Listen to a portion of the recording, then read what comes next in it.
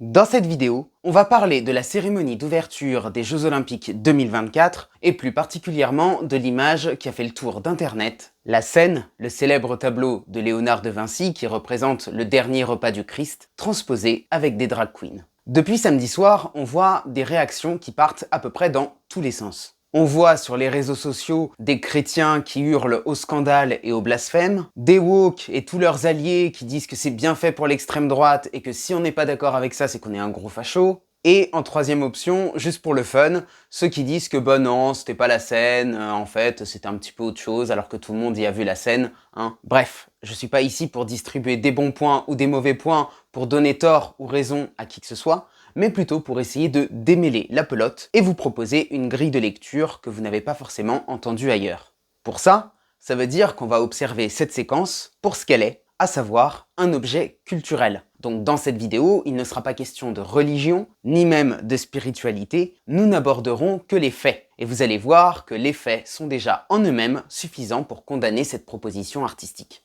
Avant de commencer, ce que je peux déjà dire, c'est qu'il a été pour moi extrêmement difficile de retrouver l'image en question. Je n'ai pas assisté à la cérémonie d'ouverture en direct, parce que j'étais pas devant ma télé à ce moment-là, et donc quand j'ai pris connaissance de ces faits et que j'ai voulu me renseigner, retrouver la séquence vidéo a été d'une complexité sans nom. D'ailleurs, je l'ai jamais vraiment retrouvée. La seule séquence que j'ai retrouvée, c'est celle sur laquelle on voit Philippe Catherine en Dionysos devant la table, et donc effectivement, ça ne représente pas la scène. À ce moment-là, en tout cas. Donc j'ai cru comprendre qu'il y avait eu une autre séquence un peu plus loin qui mettait vraiment en scène les drag queens, mais en tout cas la séance en elle-même, j'ai eu beaucoup de mal à la retrouver. Et même les médias, d'ailleurs, ne la recitaient pas. Ils parlaient du scandale qu'il y a eu, ils parlaient des retours qu'il y a eu, mais la séquence pure et dure, impossible de remettre la main dessus. Ce qui nous donne déjà un petit indice sur le fait que ce qui compte là-dedans n'est pas tant l'image qui a été montrée, mais bien les réactions qu'elle a suscitées et la polarisation de la société qui est à l'œuvre. Parce qu'on va voir qu'en fait, c'est de ça qu'il s'agit in fine. Qu'à cela ne tienne, je n'ai pas vu la séance exacte, du coup je vais faire à peu près comme tout le monde sur les réseaux sociaux, je vais réagir à partir de cette capture d'écran que j'ai vue et qui superpose l'image de la scène avec les drag queens au JO et l'image de la scène originale, le tableau de Léonard de Vinci.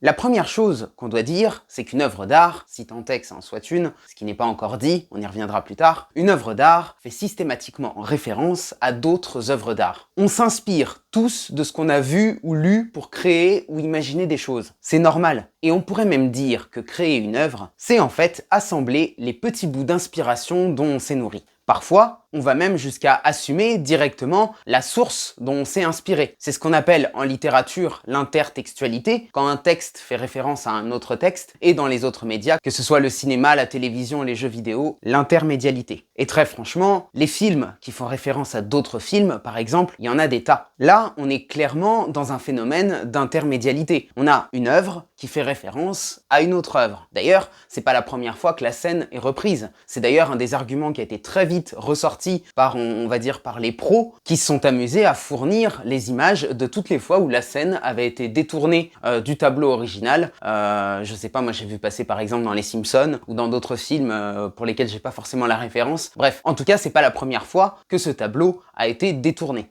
Ce qui est intéressant dans notre cas, et c'est là où je veux en venir, c'est que ce tableau des drag queens ne fait pas référence directement à Jésus. Il fait référence à une représentation de Jésus et de ses disciples par Léonard de Vinci. Si vous voulez, c'est un peu comme quand Magritte peint une pipe et écrit « ceci n'est pas une pipe », parce qu'en fait c'est la représentation d'une pipe. Une œuvre, c'est une représentation, ce n'est pas la réalité. Représenter un tableau qui représente Jésus, ce n'est pas représenter Jésus directement, et encore moins se moquer de lui. D'ailleurs, la Bible nous dit « Tu ne prendras pas d'idole, tu ne te prosterneras pas devant les idoles, et tu ne leur rendras pas de culte. » Or, c'est exactement ce qu'on est en train de faire quand on s'offusque de l'utilisation de la scène. On se prosterne devant cette idole, devant cette représentation du Christ, comme s'il s'agissait de Jésus lui-même. Donc non, ce n'est pas un blasphème, car il n'y a pas de lien direct avec la religion, mais simplement avec la représentation de celle-ci.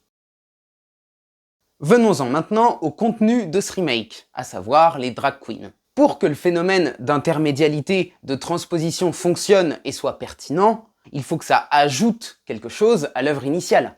Il faut que la nouvelle interprétation, que la nouvelle lecture qui est proposée vienne enrichir la lecture initiale. Par exemple, Quand Ariane Nouchkine transpose le Tartuffe de Molière dans une famille musulmane et qu'elle fait du personnage de Tartuffe un imam, ça a du sens, du moins ça propose quelque chose.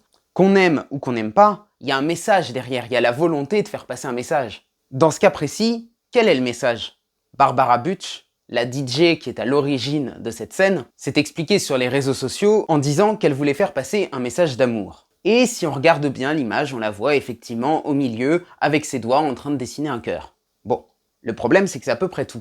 Et que forcément, pour y voir un vrai message, ça fait un peu léger quoi. Il y aurait eu 1000 manières de faire un tableau pour dire « aimons-nous les uns les autres », ce qui d'ailleurs est un message plutôt chouette en vérité. Sauf que le fait d'utiliser la scène de Léonard de Vinci, et qui plus est de faire ça avec des dragues, est en soi porteur de sens. Et puisque le sens que l'auteur en donne pour expliquer son geste artistique n'est pas satisfaisant, évidemment que notre lecture va venir compléter la partie qui manque. C'est un peu comme un texte à trous si vous voulez, on nous propose une image, on nous dit que c'est pour une raison bien précise, et puis en fait on se rend compte qu'il nous manque des éléments, ou du moins on a l'impression qu'il nous manque des éléments. Alors, quand on regarde un peu le parcours de cette personne, Barbara Butch, on voit qu'elle se définit comme une DJ et militante française lesbienne. À partir de là, il y a deux solutions possibles. Soit on est face à un acte militant volontaire que l'auteur et le metteur en scène tentent a posteriori de maquiller en ode à l'amour un peu niaise, soit c'est effectivement ce qu'ils disent que c'est, auquel cas ils n'ont pas conscience de la double lecture qu'on peut en faire. Dans les deux cas, ça n'apporte rien à l'œuvre originale, puisque c'est en décalage total avec l'œuvre de Léonard de Vinci. Il y aurait eu plein d'autres œuvres à adapter pour faire passer un message d'amour, si tant est que ce soit la priorité dans un moment comme celui-ci, qu'est la cérémonie d'ouverture des JO. Dans les deux cas, c'est très grave, car ça montre soit leur volonté de choquer et de diviser, ce qui est le contraire de ce que la culture devrait être, soit leur incompétence, voire leur bêtise. Au final, que le militantisme soit volontaire ou involontaire, la réalité c'est qu'il est là. Nous, en tant que spectateurs, on a cette impression d'une œuvre militante. Du coup, la question qu'il faut encore nous poser, c'est quel est le sens d'une œuvre militante pro-LGBTQIA+,